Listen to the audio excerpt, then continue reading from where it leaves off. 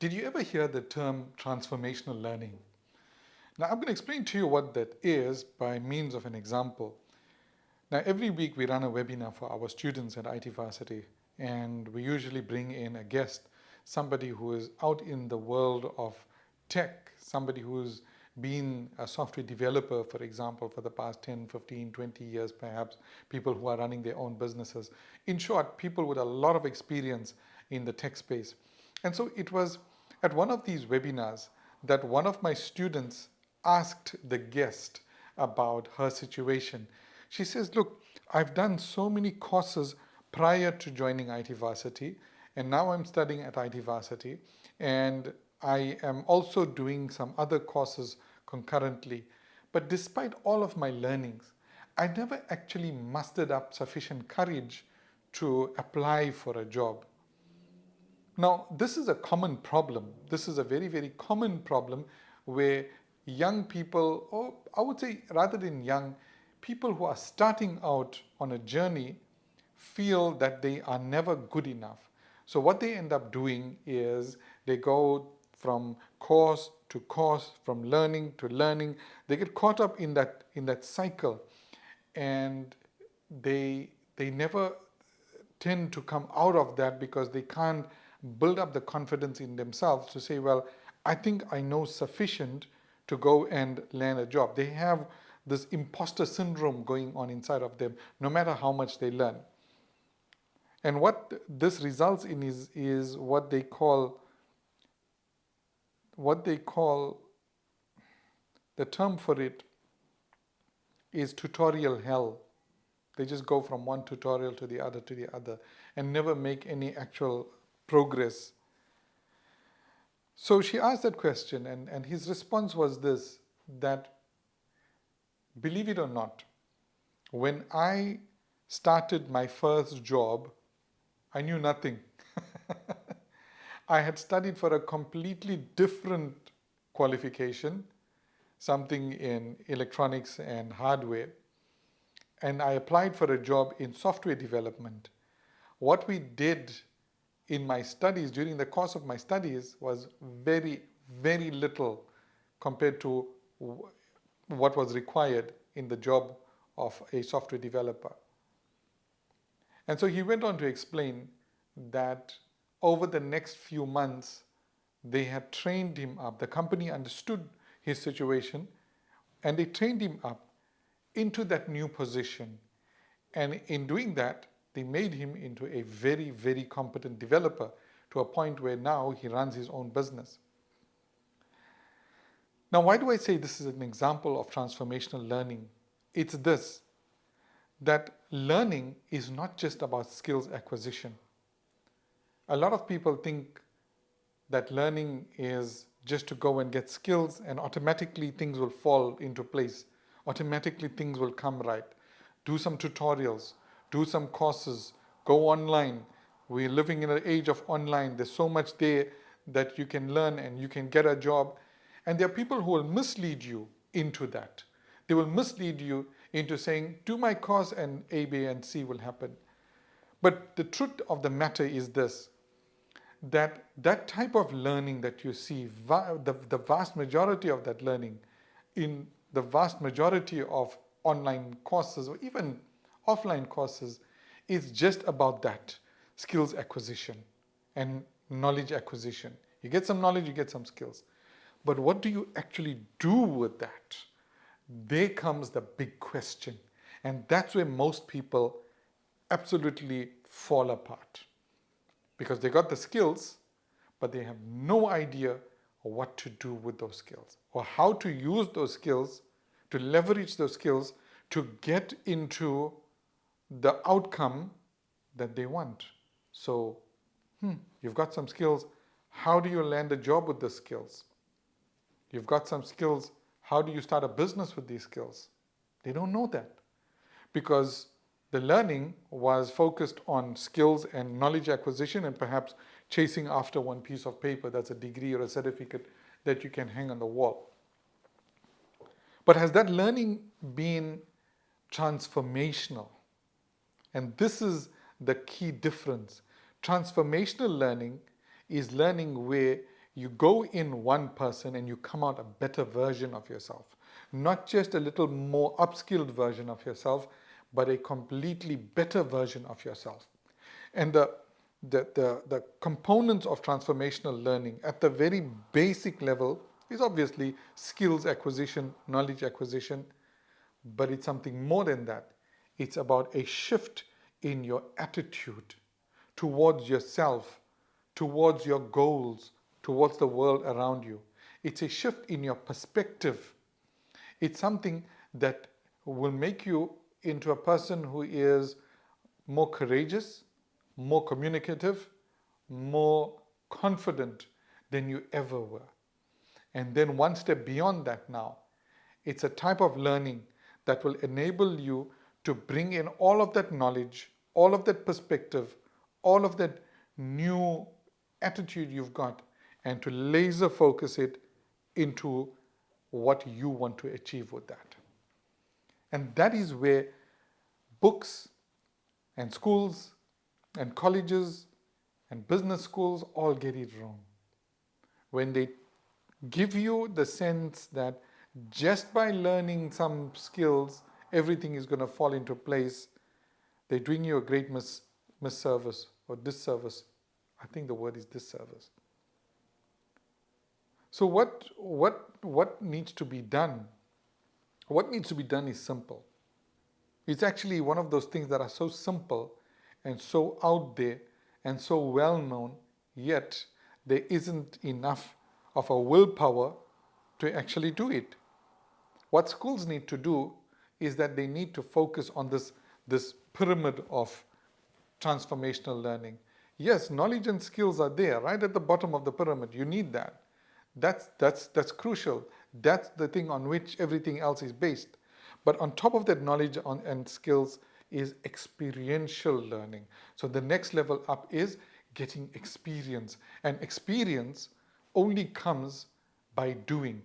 I promise you, go and watch 100 YouTube tutorials on coding or on cooking or on doing art. And you will not learn to do art. You will just learn how somebody else is doing it. Until such a point that you take a computer and you start coding. And in the very first line of code, all the things that you thought you knew by watching that video will start to fall apart, because suddenly you are faced with the reality of writing a line of code, writing a hello world. And suddenly you realize that watching somebody doing it and actually doing it is completely different. So you need that experiential learning. The third thing you need is a shift in your perspective, something that challenges where you are right now. Look, we all have our mindsets. We all come in with a certain perspective, with a certain attitude towards everything. But transformational learning forces you to change that. And here's another example. Another example of transformational learning. A student of mine asked one of my guests, "What's the best language to learn?" And his answer was filled with wisdom. He said, "Don't get yourself hung up on a certain language or on a certain technology. Learn how to solve problems.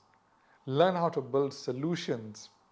And in that way, no matter what technology you need or what technology is at your disposal, you will be able to use that technology to solve that problem." But if you learn just one tech, for example, you become a Java expert, and I'm a certified Java programmer myself. You become the best Java programmer in the world. What happens if your company decides to migrate to another language? Or you move jobs and the new company uses a completely different technology? You know Java, you don't know problem solving. So you won't be able to solve their problems. You'll be able to code in Java and you'll be completely redundant in the workplace. So that is another example of experiential learning, where they shift your perspective. Whereas you thought that the most important thing was the language, the programming language you're going to use, or the programming platform or the framework you're going to use. Suddenly somebody is changing that perspective and telling you, nope, whoop, it's not that. It's not that at all, especially in today's day and age. Whether you learn Java, .NET, Python, it's all more or less the same as long as you are able to solve a problem. If the client says, I want this problem solved in .NET, you solve it in .NET. If the client says, solve this problem with Python, then you solve it with Python. And that's what development is. So the third level is where there's a shift in your attitude, your shift in perspective. But what do I mean by attitude? Attitude is something like this. A negative attitude towards work, towards business, towards the world around you is an attitude where you feel that, number one, you are not good enough, and number two, the world is a small place. There isn't a place for you. There isn't sufficient. There's no jobs out there. You hear people talking about things like that. The economy is so bad. Jobs are on a decline. Oh my God, AI is going to take jobs away. Oh my God, this is going wrong. The political situation, the economic situation, education, everything is a problem. The world is a tiny, tiny, small, narrow place. That's the mindset most people got. But now shift that, invert that mindset into one of abundance, into a mindset of, wow, the world is a massive, massive, incomprehensibly large place. There is so much of abundance out there. There is so much of wealth out there. There are so many opportunities out there just waiting for me, like walking through an orchard laden with ripe fruits. And I just have to stretch my hand out, not even that far, and pick the fruit that I want, the low-hanging ripe fruit that I want. Now that is an attitude adjustment. From a negative, constricted mindset to a mindset that is positive and one of abundance. If you don't have that, you will never succeed, trust me. You will never succeed because you will confine yourself to the four walls of your home, or the four walls of your bedroom, or the four invisible walls inside your head, and you'll keep yourself locked up in there your entire life. But the right type of education, transformational education, is intended to collapse those walls, imaginary or otherwise, to remove those walls in front of you and to show you a world of abundance, to show you a world that is full of opportunities waiting for you. No matter your gender, your race, your age, the world is full of opportunities just waiting for you. And finally, the thing at the top of the pyramid. So we went from knowledge and skills to experience to a change in perspective and attitude. And finally, at the top of the pyramid is a change in your personality. Yeah, a change in your personality to become a different person altogether. So through these slight, small, little improvements, you become a much, much better person, a much better version of yourself. And that's that golden top of the pyramid. So what does this mean? It means this, that when you go online, and this is a good example, when you go online and you see a debate taking place between amateurs, and they'll be fighting away about things like which language is better. Some will say Python is the best language, others will say Java is the best language. And then you bring the senior developer, the one who has the entire pyramid, who has worked to make himself a better person, and he's asked that question, which is the best programming language? His answer will be, it depends. You'll notice that an expert, a person who is wise, will always answer in that fashion. It depends, because there's no black and white. There's no such thing as this is 100% right and this is 100% wrong.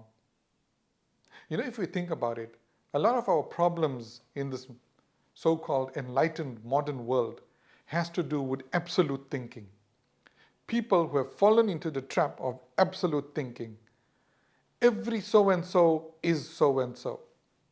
Every such and such is such and such. Every person who is from a certain race is like this, or every person who is from a certain country is like this, or every programming language is like this, or every person who follows that political party is like that. Absolute thinking is dangerous thinking. Absolute thinking is extremist thinking. And it's crazy thinking. That's the best way I can describe it. So the top of the pyramid is to give you that crown of wisdom so that you can look at the world around you and appreciate different perspectives, different mindsets, and to make a wise decision and a wise judgment about what's going on. Whether it's information you are receiving, whether it's somebody's perspective, whether it's a dispute you are trying to resolve, you are able to take in different perspectives, actually put yourself in the shoes of these people, understand their philosophy, understand their thinking, understand their perspectives, understand their points of view, and then to make a decision based on that. And that takes a lot of effort. Now, the trouble with modern education is that modern education is just about checking boxes, passing exams, getting a certificate, and moving on from one level to another to another. You start at preschool, and then they graduate you into primary school, and then they graduate you into high school, and then they graduate you into university, but you do not become a better person. And the proof is out there in the world. Do we see schools and universities producing people with degrees, or do we see them producing human beings who went in and came out completely different versions of themselves, who actually noticeably went through those 4 levels in the pyramid? You know, sometimes I believe they don't even go through that first level in the pyramid. There's no knowledge and skills acquisition. You know why? Because most people study for exams. They don't study for knowledge and skills. They study for exams. And the moment that exam is over, the next day they have to do that exam, they will not succeed. They will fail that exam because they have deleted everything. As they are walking out of the exam room, they're already hitting the recycle bin. Everything is going into the recycle bin because I'm done with that. I never have to do applied mathematics again. I never have to do software engineering 101 again. I'm done with it.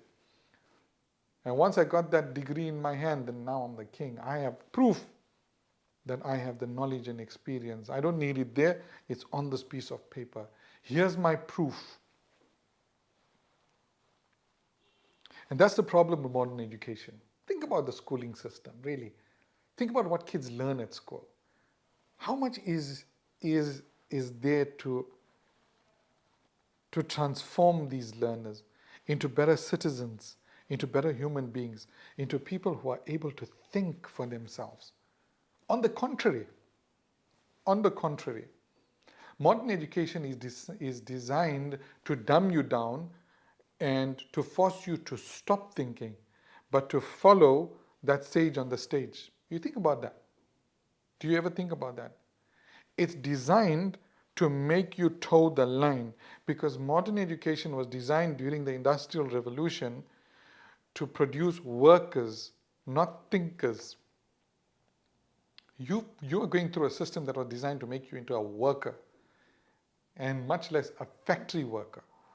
That's why we got the same education system for the past 120, 150 years. It hasn't changed. And people are dogmatic about it. It's like a religion. You can't challenge that. But yet we look at the damage that's being done.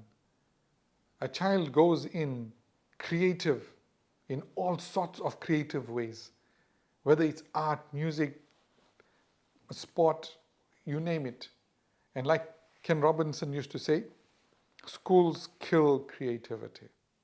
They force you as a child to sit at a desk the whole day and do clerical work, pencil in hand, pay attention, do not drift, do not ask questions, ask questions, but do not question the sage in front of you. And then when you go into university, it's the same. And then when you go into the real world, they expect you to be the same. This news source is telling you to do this. This news source is giving you that information. How do I know it's true? Because it's coming from that authority. That's the only reason. Entire nations have been duped in this way. Entire nations have been kept ignorant because they took away that willingness to learn, that love of learning, and they took away the ability to think. That's all you need to do. And you will dominate people. That's all you need to do. Make them fall in love with shiny things, the latest, greatest, newest shiny thing.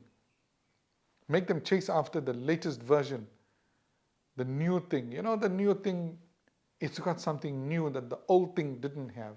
The old thing that you got, that's outdated. Now there's a new thing. Why don't you buy the new thing? Whether it's a gadget, clothing, shoes, you name it. People are chasing that. Their whole lives they are chasing that thing. I didn't stop for a moment and think, really, what am I doing here? Am I a living, breathing, thinking, intelligent human being? Or have I been reduced to something a little more than that mule with a stick and a carrot hanging from that stick that's walking around and around and around that the yard, turning the lever for the water pump like you used to see in those old Clint Eastwood Western movies. But enough ranting. That's me ranting. So what do we do next? How do we implement transformative learning? And what is the benefit of transformative learning? The benefit of transformative learning is that it doesn't just transform the individual.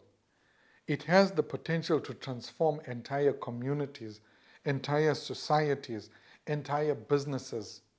Now, a lot of businesses want to grow. They want digital transformation. But they don't realize that the transformation of the business will not come through digital. It will come through its people. Digital enables, it does not transform. People transform businesses. A lot of businesses don't understand this. And so what do you need to do? As a business, if you're a business owner, you need to transform your people by putting them through transformative learning and seeing who comes out on top, who gets the full pyramid, who are the people that come out from there with knowledge and skills and a new perspective and new abilities of thinking and a new attitude and wisdom that drives them towards coming up with new solutions, with innovation. Those are your winners. When you put your people through the transformation process, that's what happens. They come back into your business and they start changing things for the positive. I mean, take Singapore as a country, right?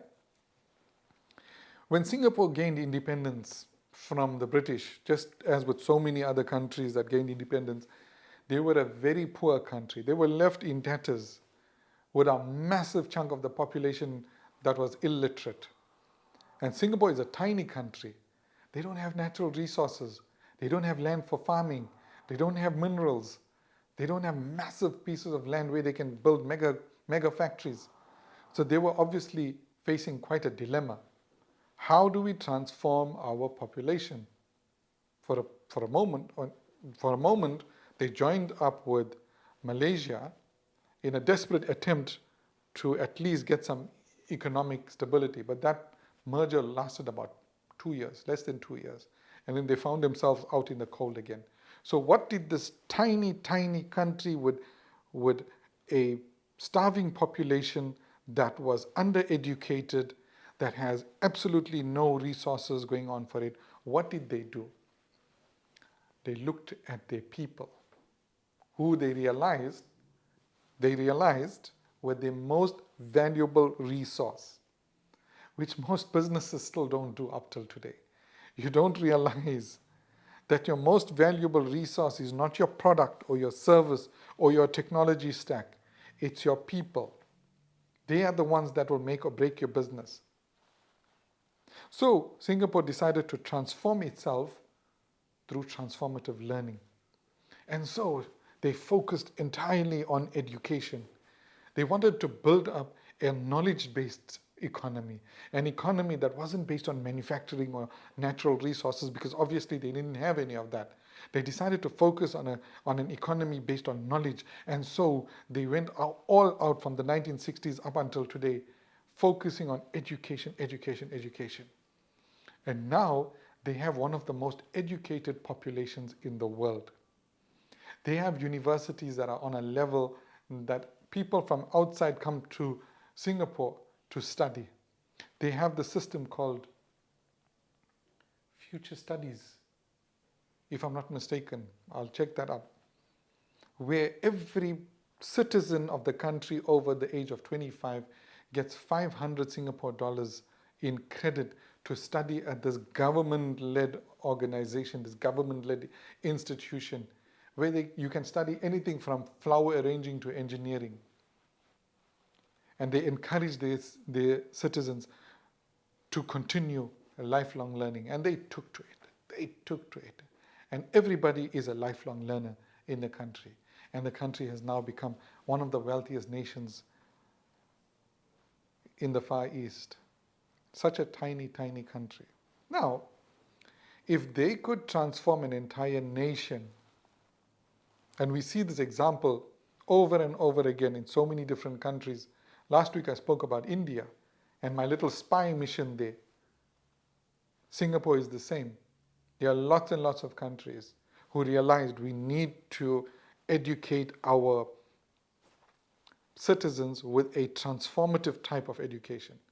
Why don't business realize that? That you need transformative education, not to send my team for some courses. It's not that. It's about transformative education. And now bringing it home to IT Varsity.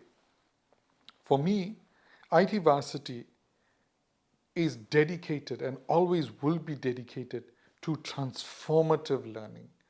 We want everybody who studies with us to come out a better version of themselves. Not a person with a little more knowledge or a few more skills, but as a better version of themselves, especially those who do our one-year qualifications. And that is what leads us as a business. We are here for transformation. So whether you are a business that's sending your people to us, or whether you're a parent sending your child to us to study, we want to transform them. We want to transform your team so that it transforms your business. We want to transform your child so that wherever they go and work, they become an asset, because they become innovators with entrepreneurial thinking, and they transform the businesses that they are in. And in so doing, they transform their entire society. And that's what my business is all about.